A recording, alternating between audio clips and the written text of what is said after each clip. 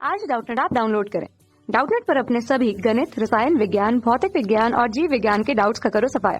बस प्रश्न की फोटो खींचो, एक ही प्रश्न को क्रॉप करो और तुरंत वीडियो सोल्यूशन पाओ। अभी डाउनलोड करें। प्रश्न हमें दिया हुआ है कि यदि 300 डिग्री सेल्सियस ताप वाली किसी कृष्ण वस्तु से 10⁵ वॉट ऊष्मा प्रति वर्ग मीटर क्षेत्रफल से विकिरित होती है या ऊर्जा का विकिरण होता है, तो हमें बताना है कि सूर्य का ताप क्या है, कि सूर्य का वह ताप क्या है जबकि सूर्य के प्रति वर्ग मीटर क्षेत्रफल से, या हम उसे 1 वर्ग मीटर क्षेत्रफल से 10⁹ वॉट ऊष्मा यदि विकिरित हो रही है, तो उस स्थिति में हमें सूर्य का ताप बताना है। तो देखिए, दोनों स्थितियां हमें दी गई हैं कृष्ण वस्तु के बारे में। तो कृष्ण वस्तु के बारे में दी गई हैं, तो हम पहली स्थितियां लिख लेते हैं। तो हमारे पास एक पिंड है, पिंड जो है कृष्ण वस्तु है, या इसे आदर्श कृष्ण का भी हम कहते हैं। कृष्ण वस्तु में उनका विशेषता होता क्या है, जितनी ऊर्जा की मात्रा वो अवशोषित करती है उतनी ही ऊर्जा की मात्रा विकिरित करती है, उनकी उत्सर्जन क्षमता 1 होती है। तो यहाँ पर बोला गया है कि कृष्ण वस्तु का ताप यहाँ पर कितना, इसे T1 से प्रस्तुत कर देते हैं। इसका मान दिया है 300 डिग्री सेल्सियस। इसे T1 से हम किस में प्रदर्शित करते हैं, मतलब डिग्री सेल्सियस से यदि हमें उसे परिवर्तित करना है तो हम उसे 273 जोड़ देते हैं, तो वो हमारे पास कितना आएगा, T1 बराबर 573 केल्विन के रूप में उसका तापमान हमें मिला कृष्ण वस्तु के लिए। अब वो बोला जा रहा है कि वह प्रति वर्ग मीटर क्षेत्रफल से ऊर्जा विकिरित करती है, जिसे हम ई से प्रस्तुत करते हैं। इसे E1 से हमने प्रस्तुत किया, वो कितना दिया है 10⁵5 वॉट के रूप में, जो प्रति मीटर वर्ग क्षेत्रफल से वह विकिरित की जाती है ऊष्मा की मात्रा, ये हमें मिल गई। तो हमें पूछा जा रहा है कि सूर्य का ताप क्या है जबकि सूर्य के प्रति वर्ग मीटर क्षेत्रफल से, या 1 मीटर वर्ग क्षेत्रफल से 10⁹ वॉट ऊष्मा का विकिरण होता है। तो यहाँ पर यदि सूर्य की बात हुई है, तो सूर्य से विकिरित होने वाली ऊर्जा दर या ऊष्मा दर, इसे हम E2 से प्रस्तुत करते हैं। इसका मान हमें दिया हुआ है 10⁹ वॉट के रूप में। तो ठीक है, ये हमें दिया हुआ है।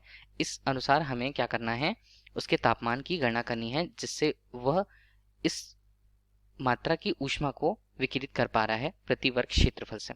तो ये हमें निकालना है। तो देखिए, कृष्ण वस्तु है और सूर्य को भी हम सामान्यतः रूप से क्या मानते हैं, एक कृष्ण वस्तु ही मानते हैं। तो इसके लिए हम कौन सा नियम उपयोग कर सकते हैं, इसके लिए हम स्टीफन का नियम उपयोग कर सकते हैं।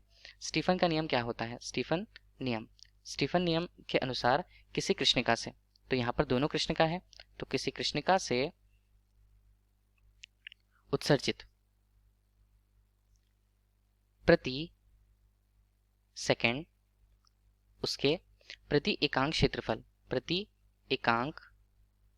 क्षेत्रफल से उत्सर्जित ऊर्जा विकिरण की दर, उसे हम किससे प्रस्तुत करते हैं, उसे ई से प्रस्तुत करते हैं। उसके द्वारा बताया गया कि वह जो होती है वो उस पृष्ठ के ताप के चतुर्थ घात के, जिसे हम परमताप भी कहते हैं, अनुक्रमानुपाती होती है या समानुपाती होती है। तो ये हमें ये संबंध प्राप्त है ऊर्जा विकिरण की दर पे और तापमान पे या परमताप। तो इस समीकरण में यदि हम इसका मान, जो समानुपाती का चिन्ह है, वो हटाते हैं तो बराबर मान आता है। बराबर मान पे इसे एप्सिलॉन T⁴ और उस क्षेत्रफल के लिए हमें उसे A के रूप में लिया हुआ है। तो ये हमें मिलता है किस लिए, ये हमें मिलता है A क्षेत्रफल के द्वारा, या A प्रति एकांक क्षेत्रफल के द्वारा उत्सर्जित ऊर्जा विकिरण की मात्रा। तो हमें ये सूत्र मालूम हुआ, जो सूत्र मालूम हुआ उसे हम समीकरण 1 नाम दे देते हैं। ठीक है, अब इसके अनुसार हम प्रत्येक पदार्थ के लिए, या हमें जो दिया हुआ है कृष्णिका, उसके लिए इसकी तुलना करेंगे। तो पहले हम कृष्णिका के लिए जो कृष्णपिंड दिया हुआ है उसके लिए हम इसकी तुलना करते हैं कृष्णपिंड के लिए। तो इसका मान कितना होगा, इसे हम E1 से प्रदर्शित करेंगे, जिसका मान होगा सिग्मा T⁴ A1 के रूप में। ठीक है, T भी तापमान T1 के रूप में प्रस्तुत होगा। इसी तरह इसे हमने समीकरण 2 नाम दे दिया। उसी तरह दूसरा सूर्य के लिए हम उसकी तुलना करते हैं, तो सूर्य को भी कृष्णपिंड मानकर इसकी तुलना की गई है, जिसे E2 से प्रस्तुत करेंगे उसके द्वारा उत्सर्जित ऊर्जा विकिरण को, जिसका मान सिग्मा T2⁴ के रूप में, और ये क्षेत्रफल को A2 ने हमने ले लिया। ये हमारे पास होता है समीकरण 3। तो अब हम करते हैं इनकी तुलना। देखिए, तुलना करेंगे तो हमारे पास समीकरण 2 एवं 3 की तुलना, तो इसे क्या लिखा जाएगा, देखिए इसे हम लिख सकते हैं E1 अनुपात E2, और यहाँ पर मान है सिग्मा T1⁴ A1 और नीचे सिग्मा T2⁴ A2। तो देखिए, सिग्मा और सिग्मा जो स्टीफन नियतांक है उनका मान तो नियत होता है, उनका मान नियत होने से वो मान कट जाएंगे, और क्षेत्रफल जो हमें दिया हुआ है दोनों में प्रति वर्ग मीटर या 1 वर्ग मीटर दिया हुआ है, वो भी मान A1 बराबर A2 जो हमें दिया हुआ है 1 मीटर वर्ग के रूप में, तो दोनों मान यहाँ पर ये भी कट जाएंगे। तो हमें क्या संबंध मिला, यहाँ पर उत्सर्जित ऊर्जा विकिरण के लिए दोनों के लिए संबंध, उनके अनुपात, और T1 और T2, और संयुक्त रूप से हम लिख देते हैं इसकी घात को 4 के रूप में। अब देखिए जो मान हमें दिया हुआ है वो हम निकालेंगे, और T2 का मान जो सूर्य के लिए ताप का मान है वो T2 हमें ज्ञात करना है। E1 का मान हमें कितना दिया हुआ प्रश्नानुसार, E1 हमें दिया हुआ है 10 की घात 5। यहाँ पर हमने 10 की घात 5 रखा, और सूर्य के लिए उसके विकिरण ऊर्जा की दर हमें 10 की घात 9 दी गई। E1 का मान यदि हम निकालें तो इसका मान है 573, ये होगा केल्विन पर, और इस प्रकार T2 भी आने वाला है, वो भी केल्विन पर रहने वाला है। तो हमने घात 4 लिखा।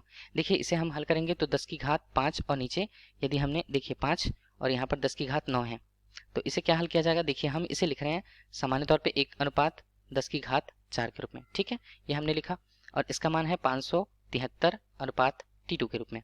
देखिए ये तो हमारे पास हुआ घात 4 के रूप में। अब हम क्या करते हैं, इस दोनों पक्षों में 1 अनुपात 4 का घात लगा देते हैं, तो हमें कितना मिलेगा, 1 अनुपात यहाँ पर 10 और घात यहाँ पर है 4, और इसका मान 1 अनुपात 4 के रूप में। और यहाँ पे इसे हल करें तो केवल 573 आएगा, और यहाँ पर T2, देखिए T2 का मान हमें चाहिए, इसे हम हल करें तो हमें मिल गया 1 अनुपात 10, तो 573 गुणा यहाँ पर केवल 10 आएगा, तो T2 का मान हमारे पास कितना होगा। इस प्रकार T2 का मान पहले के मुकाबले 10 गुना अधिक है, तो यहाँ पर तापमान का मान 5730 केल्विन हमें सूर्य का ताप प्राप्त होता है, जो हमसे पूछा गया है उसकी ऊष्मा दर के आधार पर।